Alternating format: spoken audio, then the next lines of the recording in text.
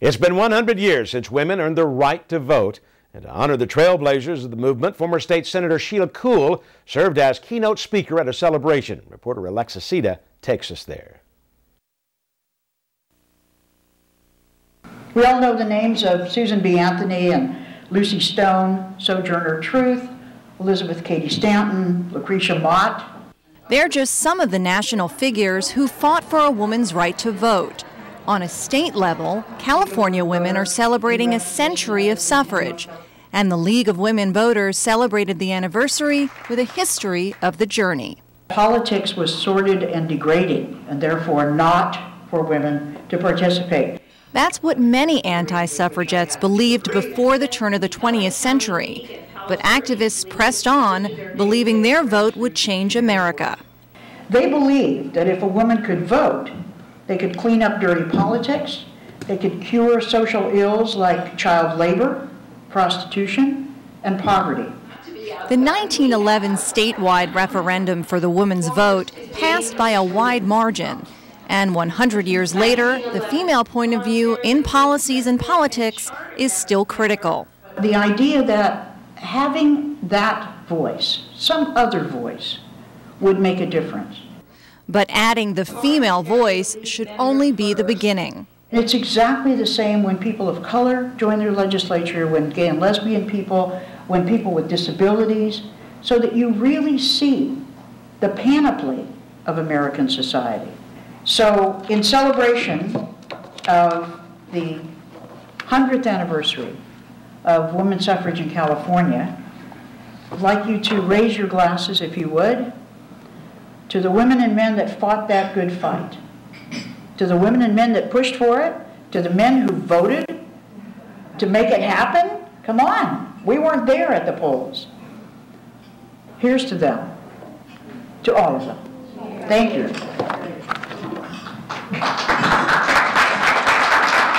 For CitiCABLE 3, I'm Alexa Sita.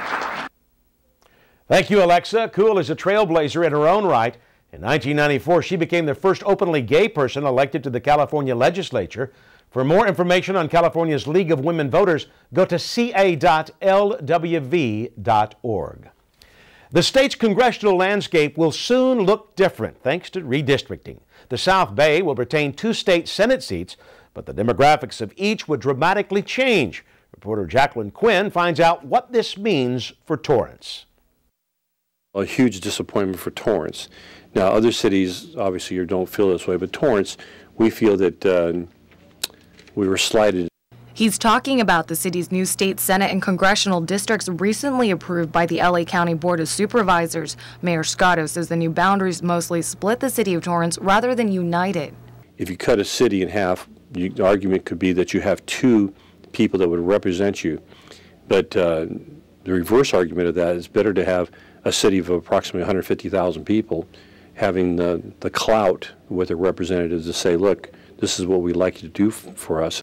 So if it wasn't broken, why fix it now? Political science professor Van Paul Cheney explains how redistricting is needed to reflect the changes in demographics.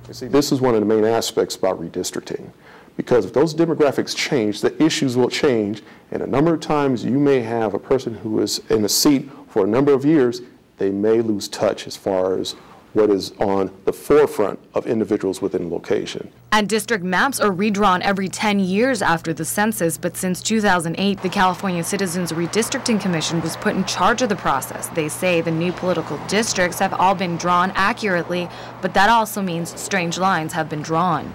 I'm standing here in Hawthorne Boulevard near 182nd Street, where the new state Senate district boundaries will split Torrance practically down the middle, with one side grouped with cities like Redondo Beach, Palos Verdes, and Santa Monica, and the side that I'm standing on will be grouped with cities like Carson, Inglewood, and Compton. Keep in mind, this is something that's never been done before. We may be compared to cities we don't want to be compared to when we're talking about funding. If somebody like that would say, well, I have other cities that are in worse shape than you, then we may not get the money that we think we should get. Professor Cheney says redistricting could have an adverse effect on voter turnout. You're going to have that segment that will say, well, you know what, because of this split, I may not be as involved as I once was because depending on where I reside and what location. The flip side is even more people in the new congressional and state Senate districts in Torrance could become politically active. Maybe now they have gone from, say, the majority within location to now maybe the minority aspect. And with this, it makes it that much more imperative for individuals to become involved so they can have a voice and have a say. Supervisor Don Kanabe, whose 4th district includes Torrance, says he tried to keep the city from splitting up, but says the key to keeping the community together is participation. I think, one, people just have to mobilize. So, when we fought recently for the redistricting plan that was eventually approved, we mobilized folks and made them understand how important it was. Professor Cheney also notes that we will not see these effects of redistricting overnight, so residents will have to pay close attention. The watchdog will have to be the citizens themselves. Mayor Scotto says he's looking forward to working with Congressman Maxine Waters and State Senator Roderick Wright, who will both be new additions to Torrance. I'm hoping that on a positive side of maybe it could be good for us too. Maybe we have 2 legislators that will want to give us, project monies, and maybe it'll be good, but yet to be seen. For CitiCABLE 3, I'm Jacqueline Quinn. The new district boundaries are set to take effect in 2012.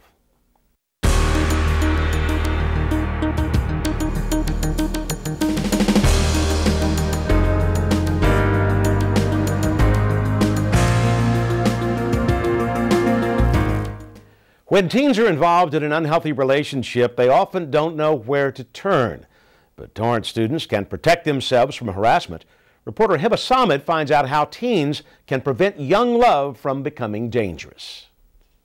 The recent Southgate stabbing of a high school girl ended in tragedy, but cases of harassment and stalking on high school campuses is all too common, and TUSD officials want students to know they can help. Tiffany Schmerich, a counselor here at West High School, told me the steps they take in response to situations like harassment and stalking. Okay, so if there were something going on with a student along those lines, it would be kind of on them to report what's going on. So like if there's a student that's getting harassed and they have a friend that knows about it, the friend can come and let us know also, or let the other teachers know what's going on, and then the teacher will report it to us. Then we can call the student in and have a discussion with them and kind of see what's going on more specifically. The next step would be if it's something that we feel, needs to be taken to the next level. And we do treat all of these cases really seriously because we know that there's, we don't know necessarily. So we want to treat it as seriously as we can. And that means getting the school resource officer involved. At West High School, Officer Chavez Fujimoto is in charge of campus safety. A former math teacher at North High, he knows how young relationships evolve and can become if action isn't taken. And often the best thing to do is get that piece of paper. What we also want to tell victims is, hey, if you're getting stalked or you're getting harassed, there's always, you can always go to the courthouse and obtain a restraining order against the subject. Cases like Southgate often go unreported or taken too lightly, says Officer Fujimoto. Anyone can be in this situation and should be prepared if they are. Officer Fujimoto says the parent and child relationship can help the most. And the students need to involve their parents. That's a big disconnect if you'll see between teenagers and parents, is that sometimes things just don't get related to the parents or told to the parents. And now you have some surprising situation when really this could have been nipped in the bud if everyone was involved, including the school. Gracie Catalan, now a freshman at West High, says she has a friend who once was stalked and that teens like her need to be more proactive about it. We need to speak up, because we don't really like to talk to other people because, we're teenagers, so we like to keep to ourselves most of the time. Fujimoto says opening yourself up to getting help is why he's there. Protect yourself and be open. Officers like Fujimoto have many other resources that can help students, and always know that there's support. If you have any type of problem, come and see me, come and talk to me, and we can work it out, okay? Because those harassing and stalking issues, if you let them fester, only turns into potentially deadly situations like you saw in Southgate. For CitiCABLE 3, I'm Hiba Samad. Thank you, Hiba. Besides counselors, every high school is assigned a school resource officer. For more information, go to TUSD.org. Still ahead, we'll bring you some breezy memories from a lost building. I think someone at my friend's school has this thing called autism. My friend's brother's son has autism. My neighbor's son has autism. My son has autism. Autism is getting closer to home. Today, 1 in 110 children is diagnosed with autism. That's a 600% increase in the last 20 years. Learn the signs at autismspeaks.org. Time was, kids did what came naturally, spending free time running through the grass, exploring streams. But times have changed. Today's indoor kids spend more than 7 hours in front of electronic media. That's why National Wildlife Federation created the Be Out There movement. Outdoor play improves kids' health, body, mind, and spirit. It helps them stay fit, enhances creativity, and could even make them better students. There's a reason they call it the great outdoors. Learn more at beoutthere.org. G morning, sunshine. Wakey, wakey. Text me. Are your parents home later? We can hang. LUV, love you. JK. Holla back. Holla back. Holla back. Are you with your friends? That's lame. We're in a huge fight right now. XO. Would you dream of something I did? Are you on your way to the mall? I'm lonely. Nude pics. Send me some. Text me. And finally, if you've driven down Torrance Boulevard recently, you've probably noticed the change. The famous blue-tiled Daily Breeze building is nearly gone. For 40 years, the local paper occupied the building. Reporter Hiba Samad speaks with a columnist about his fondest Breeze memories. Place with no windows, and it was called the Daily Breeze because, the beautiful wind blows here all the time. There were no windows in the place, and half the time the air conditioning would go down and we'd be sitting in there roasting, if you just, somebody put a hole in this wall. And that's exactly what happened to the old Daily Breeze building as holes were drilled to start demolition. John Bogert, news columnist for the Breeze for over 40 years, illustrated how the building was when it first opened in 1965. I hated the building from the day I arrived. It was basically a printing press building. It was perfect for a printing press, and the printing press is a very impressive operation. There were 6 towers, 3 stories high, and if you know printing presses, they're called web perfecting presses. So you had these big webs of paper running through them, these huge rolls of paper running through at hundreds of miles an hour, and it was just a beautiful thing. You just go down and watch it, and the noise was just, it was like real, journalism. But known for its printing press and blue-tiled front exterior, over time the Daily Breeze became a landmark. The remarkable thing about the building was the blue mosaic tile front. Because it's a real mid-century American statement. I think it was supposed to mimic sky and sea, and I remember the first time I saw that, I thought, that's really nice. The printing press and stone wall will also be saved and placed in a state-of-the-art building under construction by Providence Little Company of Mary. But it wasn't so easy to start the project. The 90,000 square foot building right behind me was bought by Providence in 2007, and projects were supposed to start up again in 2009, but due to the recession, everything was put on hold till now. The rebirth of that site is going to be great for the community. There's going to be new healthcare services in a modern environment that will add a great benefit for people. Hoover showed me the plans for the new offices that will make healthcare more convenient for Torrance residents. This will be an integrated approach to where if a service is needed, or more importantly, a diagnostic service is needed, doctors can refer down to our services on the first floor.